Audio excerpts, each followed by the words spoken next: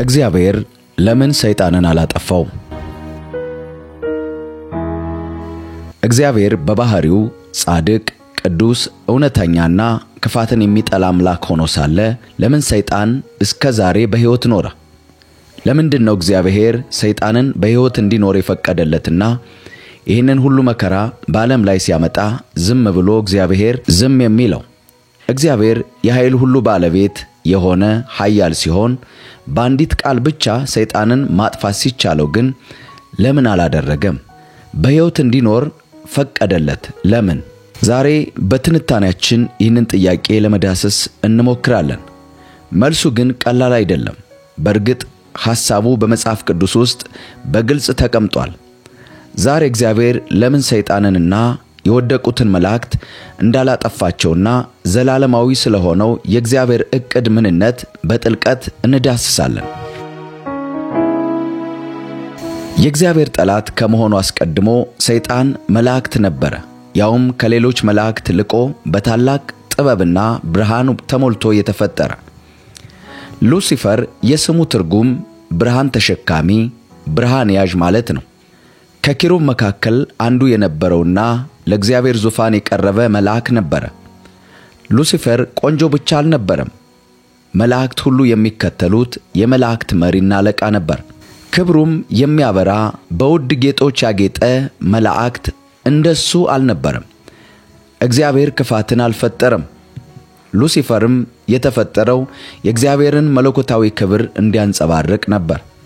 ነገር ግን በውስጡ አንድ ነገር ተፈጠረ፣ እሱም ኩራት።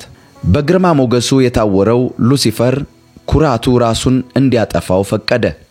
የተሰጠውን ታላቅ ስጦታ በአግባቡ ይይዝ ዘንድ ባለመቻሉ ለውድቀቱ ምክንያት ራሱ ሆነ። ሁሉም ፍጥረት የሚያደንቀው ውበቱ ለመበላሸቱ ምንጭና ምክንያት ሆነ። ይሄ ምኞቱ ሁሉን ነገር ቀየረ። ጨለማም ቀስ በቀስ በፍጥረት ዓለም ላይ ተሰራጨ። እግዚአብሔርን ለማምለክና ለማገልገል ጊዜው ያበቃ መሰለ። ክፉ ምኞትም በውስጡ ተወለደ። ራሱንም ማምለክና ደረጃውን ከእግዚአብሔር ጋር ለማስተካከል ያዘ። ከዚያም አልፎ ራሱን ከእግዚአብሔር በላይ ቆጠረ። እናም እንዲህ አለ በኢሳይያስ ምዕራፍ 14 ከ13 እስከ 14 ከደመናዎች ከፍታ በላይ አርጋለሁ፣ በልዑል መሰላለሁ አለ። ነገር ግን ወደ ሲኦል ወደ ጉድጓድም ጥልቅ ትወርዳለህ ይላል። ይህ የመጨረሻው ጅማሮ ነበር። ሉሲፈርም እግዚአብሔርን ማገልገል አቁሞ አመጸ። በተጨማሪም ብቻውን አልነበረም። 1/3 የሚሆነውን ዓለም አሳምኖ የእርሱን አመጽ ጥሪ እንዲቀበሉ አደረጋቸው። እናም በፈጣሪያቸው ላይ አመጹ። እዚህ ጋር ግን ስህተት እንዳንሰራ መጠንቀቅ ይጠበቅብናል። ይሄ እኩል በሆኑ ኃይላት የተደረገ ጦርነት አልነበረም። አንድ የተሳሳተ መረዳትና ሐሳብ በዚህ ጉዳይ ላይ አለ። ብዙ ጊዜ ሰዎች የሚደጋግሙት አብዛኞቹ የሚቀበሉት ሐሳብ በዓለም ላይ ያለው መጥፎና ጥሩ ነገር በእግዚአብሔርና በሰይጣን መካከል ያለ እኩል ኃይል የሚያንጸባርቅ ይመስላቸዋል። ነገር ግን እዚህ ላይ ያለውን የመጽሐፍ ቅዱስ ሐሳብ የጠራ እውነት እንንገራችሁ። ለእግዚአብሔር በሰማይም ሆነ በምድር በሚታየውም ሆነ በማይታየው አንድም ተወዳዳሪ ኃይል የለውም። ይሄም እርሱን በብቸኝነት ያለ ኃያል አምላክ ያደርገዋል። እግዚአብሔር አሸናፊነቱን ለማረጋገጥ ጦርነት አይገጥምም። እርሱ ሊሸነፍ የማይችል ሁሉ ጊዜ አሸናፊ ነውና። የውሸትና የጥሩና የመጥፎ ሚዛን የመጽሐፍ ቅዱስ መሰረት የለውም። ይህ ሐሳብ ከፍልስፍና ከፊልሞችና ከአፈ ታሪክ ተረቶች ምንጩን ያደረገ የተንጋደደና የተንሻፈፈ ሐሳብ ነው። አንዳንዶች የሥነ ሕዋ ሰዎች እንደሚሉት ሰይጣን የዓለም የጨለማው ንጉሥ ከእግዚአብሔር ጋር በስልጣን እኩል የሆነና ክብሩ ገንዘቡ የሆነ አካል አይደለም።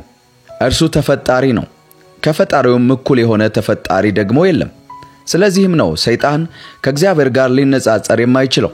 ሰይጣን ባመጸ ጊዜ የእግዚአብሔር ተገዳዳሪ አይደለም የሆነው። ከዛ ይልቅ የእግዚአብሔርን ትእዛዝ የማይጠብቁትን ፍጥረታቱን እንደሚሆኑት ጠላት ነው የሆነው። ይህ ጠላትነቱና ሽንፈቱ የሚጀምረው ለእግዚአብሔር አልታዘዝም ብሎ ፊቱን ካዞረ ጊዜ አንስቶ ነው። በሰማይ የነበረውን ጦርነትና ሉሲፈርም ተሰጥቶት የነበረውን ጸጋና መመረጥ በተመለከተ በመጽሐፍ ቅዱስ በዮሐንስ ራእይ ምዕራፍ 12 ቁጥር 7 ላይ በሰማይ ሰልፍ ሆነ፣ ሚካኤልና መላእክቱ ዘንዶውን ተዋጉ፣ ዘንዶውም ከመላእክቱ ጋር ተዋጋ፣ አልቻላቸውምም ተብሎ ተጽፏል። በዚህ ጦርነት ሰይጣን ብቻውን አልነበረም የተዋጋው። እርሱን አምነው ወደ ጥልቁ የወደቁ መላእክቱ ሁሉ አብረውት ነበሩ። የእግዚአብሔር መላእክት ጦርም በመሪው በቅዱስ ሚካኤል መሪነት እየተመሩ የእግዚአብሔርን መንግሥት ለመጠበቅ በውጊያው ቦታ ተገኙ። የጦርነቱም ውጤት ቅዱስ መጽሐፍ እንዲህ ሲል ዘግቦልናል። በራእይ ምዕራፍ 12 ከ8 እስከ 9 ከዚያም ወዲያ በሰማይ ስፍራ አልተገኘላቸውም። ዓለሙም ሁሉ የሚያስተው ዲያብሎስና ሰይጣን የሚባለው ታላቁ ዘንዶ እርሱም የቀደመው እባብ ተጣለ፣ ወደ ምድርም ተጣለ፣ መላእክቱም ከእርሱ ጋር ተጣሉ። ሰይጣንና ተከታዮቹ ተዋርደው ተሸነፉ። በዚህም ሰይጣን ከፈጣሪው ጋር ጠላት ሆኖ ለመቆም የሚያስችል ዕድል እንዳያገኝ ሆኖ ተመታ። እሱንና መሰል ከሳሾች በሰማይ የነበራቸውን ቦታ አጡ። እግዚአብሔር አልተዋጋም፣ ወደ ጦር ሜዳውም አንድም እግሩን አላነሳም። ትእዛዙን የተከተሉት ቅዱስ ሚካኤልን የሚመስሉ ታማኝ አገልጋዮች በመሩትና ብዙዎችን ባሳተፈው ውጊያ ሁሉ ተፈጸመ። ይህም በጣም ብዙ ነገር ይነግረናል። እግዚአብሔር ሰይጣንን ድል ለማድረግ መንቀሳቀስ እንኳ አይጠበቅበትም። ያ የመጀመሪያው ፍርድ ነበር። ከሰማይ ወደ ምድር መጣል። ከታላቅ ጨለማ ጋር ከእግዚአብሔር ጋር የሆነው እንደ ፀሐይ ያበሩ የነበሩ በጨለማ ይኖር ዘንድ ግድ ሆነ። ሰውንም ከነርሱ ጋር ይዘው ለመውጣት ተነሱ። ይሄኔ ሉሲፈር ጠላት ሆኖ ሰይጣን የሚል ስም ተሰጠው። ብዙ ጊዜ ስለ ሰይጣን፣ ስለ አጋንንትና ስለ ወደቁት መላእክት እንደ አንድ አይነት ፍጥረት በመቁጠር እናወራለን። ነገር ግን አይደለም። መጽሐፍ ቅዱስ ያላቸውን ልዩነት በግልጽ አስቀምጦልናል። የወደቁት መላእክት እነማን ናቸው? እነዚህ መላእክት ከእግዚአብሔር ሳይለዩ በፊት የነበሩ፣ በታላቅ ክብሩ የተፈጠሩ፣ በሉሲፈር የተመራውን አመጽ የተቀላቀሉ፣ እርሱ በወደቀ ጊዜ ከእርሱ ጋር አብረው የወደቁ ሲሆኑ ጥበባቸውንም ሆነ መንፈሳዊ ተፈጥሯቸውን ግን አላጡም። በዋናነት እነርሱ ያጡት ነገር በእግዚአብሔር መንግሥት የነበራቸውን ቦታ ነው። እዚህ ላይ መጠንቀቅ ያለብን የወደቁት መላእክት አጋንንት አልሆኑም። ታዲያ አጋንንት እነማን ናቸው?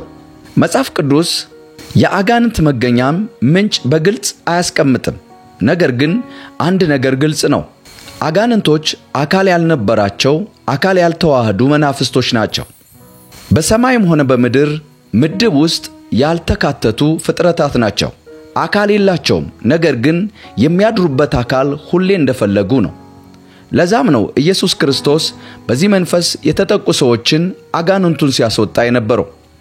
ምክንያቱም የአጋንንት መንፈስ የግድ እንዲሰራ የሚያድርበትን አካል ይፈልጋልና። በሉቃስ ወንጌል ምዕራፍ 8 ቁጥር 31 ላይ ኢየሱስ ክርስቶስ የአጋንንት መንፈስ ያለበትን ሰው ሲያድነው አጋንንቱ የለመኑት ነገር ተመዝግቦ እናገኘዋለን። ወደ ጥልቁ እንዳይጥላቸውና ከዛ ይልቅ ወደ አሳማ መንጋዎች እንዲገቡ ይፈቅድላቸው ዘንድ መማጸን ነበር። ይህም ያለ አካል መኖር እንደማይችሉ የሚያሳይ እውነተኛ ምሳሌ ነው። የወደቁት መላእክት ግን ይኖሩ ዘንድ የሰው አካል አይፈልጉም።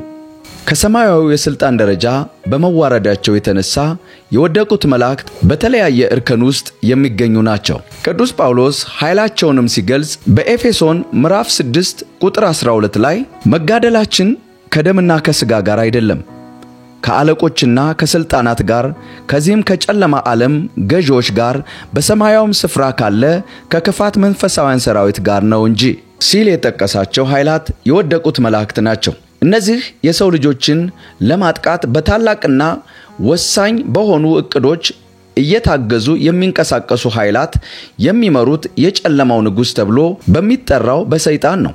ሁሉንም ልዩነት ማወቅ እጅግ አስፈላጊ ነው። አጋንንት በተነጠለ ሁኔታ ሰዎችን የሚያጠቁ ሲሆን የወደቁት መላእክትን በጠቅላላው ዓለምንና ሥርዓቱን፣ መንግስታትን፣ ባህሎችን፣ በአጠቃላይ ፍጥረታትን ሁሉ ያለ መጥፋት አንግበው የሚንቀሳቀሱ ኃይላት ናቸው። እዚህ ጋር ብዙዎችን ግራ የሚያጋባውና ጥያቄ የሚሆንባቸው ነገር ቢኖር ለምን እግዚአብሔር ይህንን ይፈቅዳል? ለምን ወዲያውኑ እንደ ካዱ አላጠፋቸውም? ለምን ወደ ምድር እንዲወርዱ ፈቀደ? ወደ ምድር መውረዳቸውን ተከትሎ ነው በሰማይ የነበረው ጦርነት ወደ ምድር የተቀየረው። ለዚህ በጣም ብዙ ምክንያቶች አሉ። እንደ አካላዊ ሰውነት መናፍስት የሚሞቱ አይደሉም። ኢየሱስ በዮሐንስ ወንጌል ምዕራፍ 4 ቁጥር 24 ላይ እግዚአብሔር መንፈስ ነው፣ የሚሰግዱለትም በመንፈስና በእውነት ሊሰግዱለት ያስፈልጋል ተብሎ እንደተጻፈ እግዚአብሔር መንፈስ ነው። እግዚአብሔር መላእክትን ሲፈጥር መንፈሳዊ ኃይላት አድርጎ ነው የፈጠራቸው። ይሄም ማለት የሚነካ አካላዊ ሰውነት የላቸውም። ስለዚህም እኛ እንደምንሞተው ሊሞቱ አይችልም። ሰዎች በሚጠፉበት መንገድ ሰይጣን ሊጠፋ አይችልም። አንድ ነገር ግን መረሳት የለበትም። እግዚአብሔር እውነተኛ ፍትሃዊ ነው። እናም በእርሱ ፍትህ ያለ ፍርድ አንድ ነገር አይጠፋም። የወደቁት መላእክት የእግዚአብሔር ፍርድ ጊዜ ላይ ገና አልደረሱም። ምክንያቱም ዘላለማዊ መናፍስት ሆነው የተፈጠሩ ስለሆኑ እና እግዚአብሔር ራሱን ብቻ በሚያውቀው ምክንያት ለጊዜው እንዲኖሩ ፈቅዶላቸዋል፣ የተወሰነው ቀን እስኪመጣ ድረስ።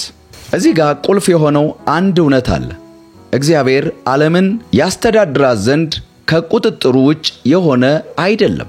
የሚሆነውን ሁሉ ለመወሰን እስከ መጨረሻው የፍርድ ቀን እየጠበቀ ነው። ለዚህም እውነተኛና ማይናወጥ ስለሆነው ፍትሁ ተስፋ ልናደርግ ያስፈልገናል።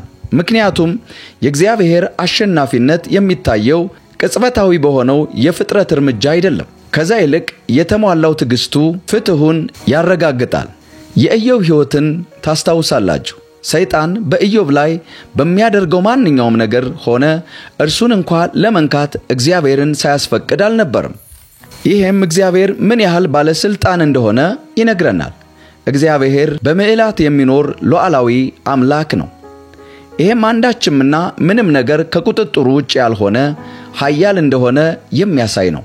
ሰይጣን ራሱን ከነሙሉ ጥላቻው እና ኃይሉ እግዚአብሔር በፈቀደለትና ባስቀመጠለት ገደብ ውስጥ የሚንቀሳቀስ ነው። እዚህ ጋር ሌላኛው የሚነሳው ጥያቄ እግዚአብሔር ሰይጣንን ቀድሞውንም በእርሱ ላይ እንዲነሳ እያወቀ ለምን ከፍ አድርጎ ሊፈጥረው ቻለ?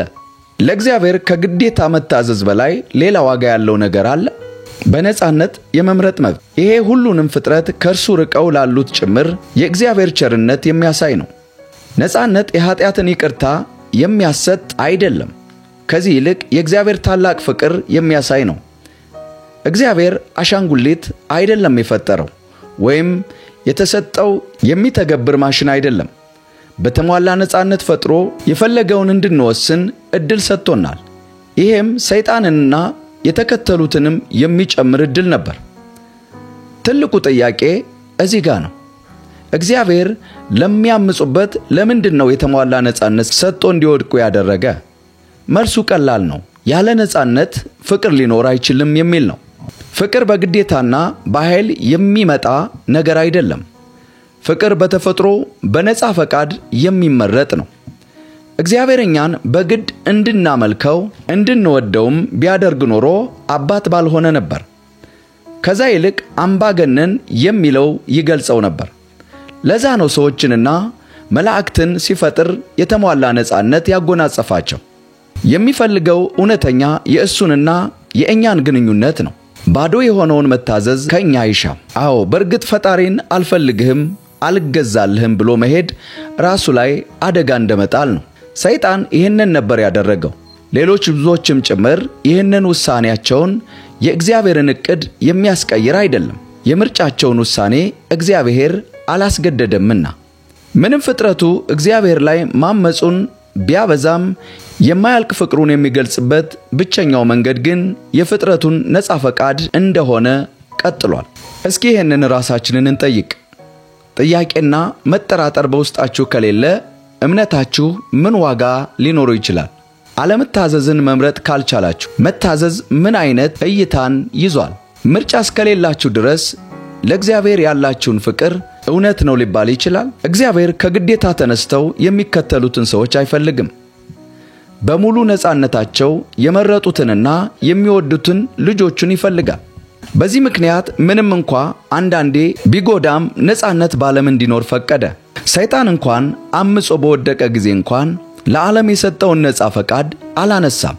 ለዚህ ነው እግዚአብሔር እስከ መጨረሻው የፍርድና የውሳኔ ቀን ድረስ ለፍጥረቱ የሚወስኑበትን ሰፊ ዕድል የሰጠው። እስክንወስን ይጠብቀናል፣ ምክንያቱም ፍቅር ይጠብቃል። አስቡት እስኪ፣ እግዚአብሔር ለፍጥረታቱ ሙሉ ነጻነት ሰጠ። እናም ያንን ነጻነት ተጠቅሞ ፍጥረቱ አመጸ። ይህን ጊዜ እግዚአብሔር ያመጸውን ወዲያው ቢያጠፋው ይሄ ውሳኔ ፍትሃዊ ሊሆን ይችላል? ከባህሪው ጋር የሚሄድ ነው?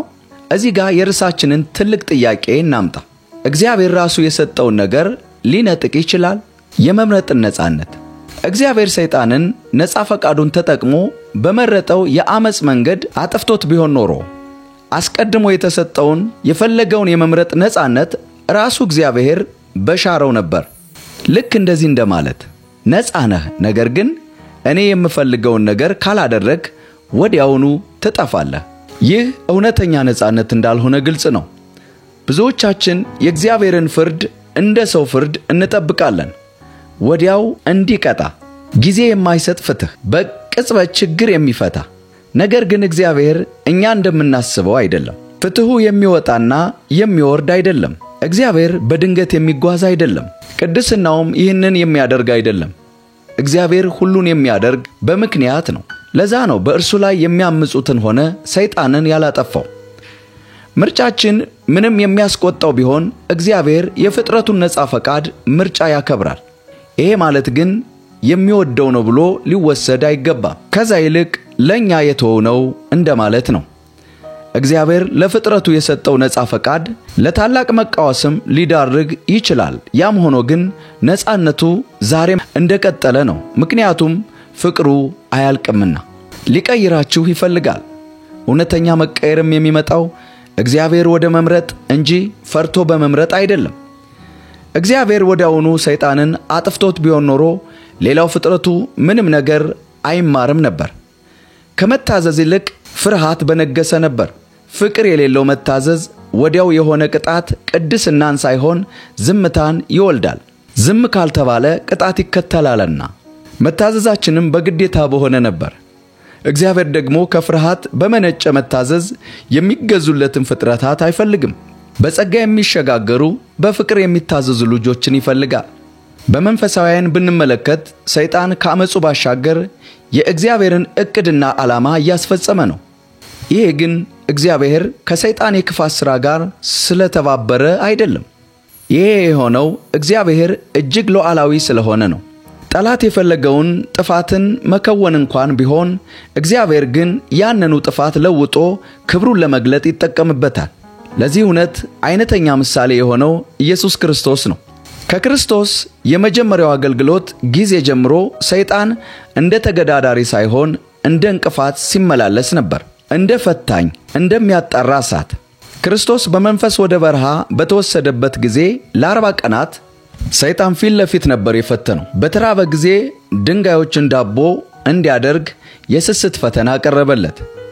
በዝና በኃይልና ዓለም ሁሉ በተያዘበት ፈተና ሁሉ ፈተነው። ክርስቶስ ግን በሁሉ ድል ነሳው። መጽሐፍ ላይ የተጻፈውን ጠቅሶ ረታው። በዚህም አንድ ነገር ግልጽ አደረገ፣ እርሱ ብቻ አሸናፊ መሆኑን። የሰይጣንን ፈተናዎች ድል በመንሳት ክርስቶስ ኃጢአት የሌለበት የመስዋዕታችን በግ ሆነ። በሰይጣን የሆነበት መፈተን የእግዚአብሔር ዕቅድ ባይሆን ኖሮ ሰይጣን ኢየሱስን እያደከሙት ነው ብሎ ባሰበ ነበር። ነገር ግን የሆነው በተቃራኒ ነው። የክርስቶስን ሥልጣን ነበር ያረጋገጠው። በክርስቶስም የመጨረሻዎቹ የምድር ቀናት ሰይጣን የአስቆሮቱ ይሁዳን ልብ ተጠቅሞ እንደገና መጣ። ከ12ቱ ሐዋርያት አንዱ የሆነው ይሁዳ ለትንንሽ ውዳቄ ሳንቲሞች ብሎ መሲሁን አሳልፎ ሰጠ። በሉቃስ ወንጌል ምዕራፍ 22 ቁጥር 3 ላይ እንደተገለጸው ይሄ የተመደበ የሰይጣን ተንኮል መንገድ ለመዳናችን ትልቁን ማዕዘን ድንጋይ አስቀመጠ። ሰይጣን በይሁዳ በኩል ክርስቶስን ባያሸጠው ኖሮ ደህንነታችን ባልተፈጸመም ነበር። እናም እግዚአብሔር የሰይጣንን የጨለማ መንገድ በአምላክ ዕቅድ ውስጥ ወደ ነበረ የሚደነቅ ብርሃን እንዴት እንዳመጣው ያመለክተናል። ይህም ክፋት ጥሩ ስለሆነ አይደለም። ከዛ ይልቅ እግዚአብሔር ጥፋትን ሆነ ጠላትን ለሚጠቀመው ዓላማ ማስፈጸም ስለሚችል ብቻ ነው። እግዚአብሔር ለዚህ ነው ሰይጣን አሁንም ይኖር ዘንድ የፈቀደለት። ምክንያቱም በሰይጣን የተንኮል መንገድ ውስጥ እንኳን ሳይቀር ሰይጣን ባልተረዳውና በማያውቀው መልኩ የእግዚአብሔርን ዓላማና ዕቅድ ስለሚያስፈጽም ነው። ይሄ ግን ሰይጣንን የእግዚአብሔር ታማኝ አገልጋይ አያሰኘውም። ይልቅ የተሸነፈ መሆኑን የሚያረጋግጥ ሐሳብ ነው።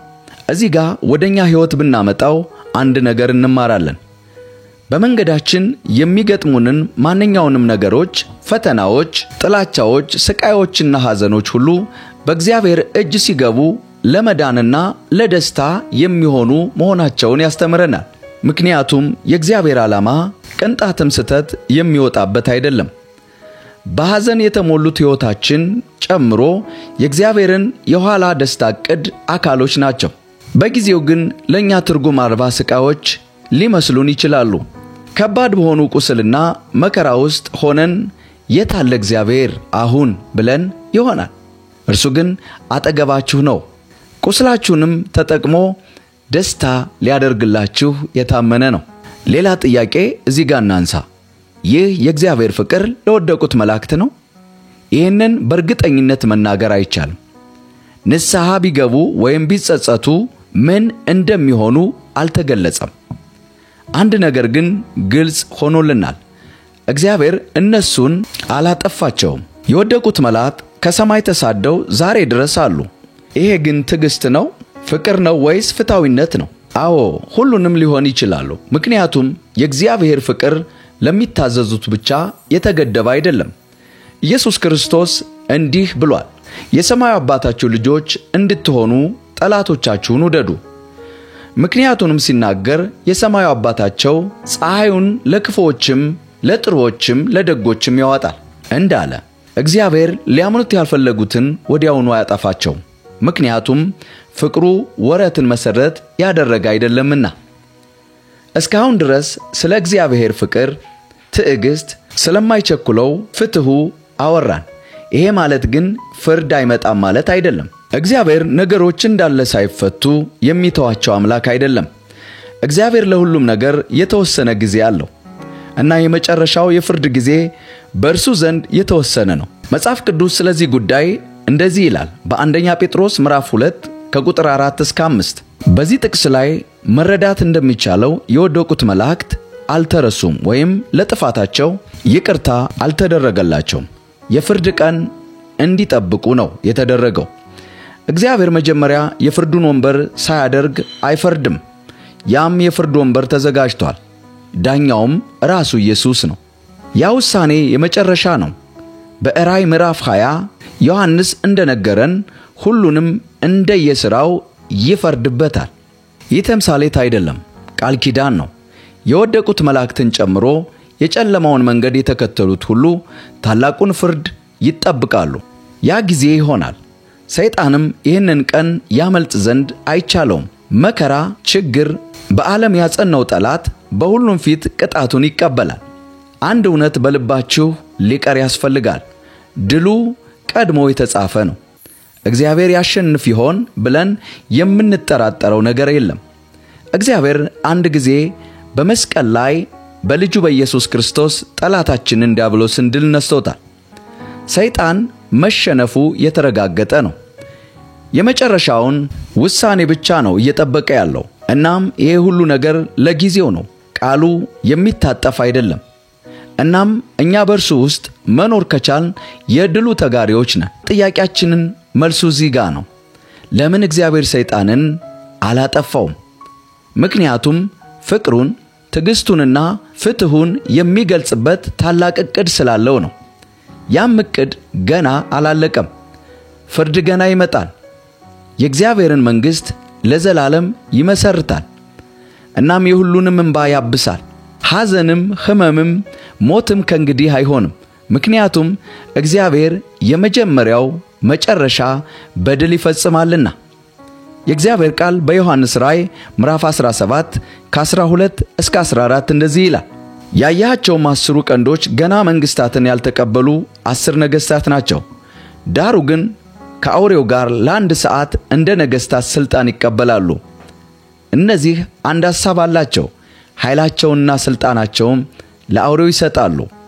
እነዚህም በጉን ይወጋሉ። በጉም የጌቶች ጌታና የነገሥታት ንጉሥ ስለሆነ እነርሱን ድል ይነሳል።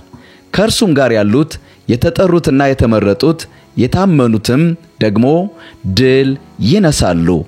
ተወዳጆች፣ በመጨረሻም በክርስቶስ ኢየሱስ ላይ ያለንን እምነት እስከ መጨረሻ አጽንተን በመያዝ የድሉ ባለቤት እንድንሆን እግዚአብሔር በጸጋው ሁሉ ያግዘን እንላለን። ጸጋ ይብዛላችሁ።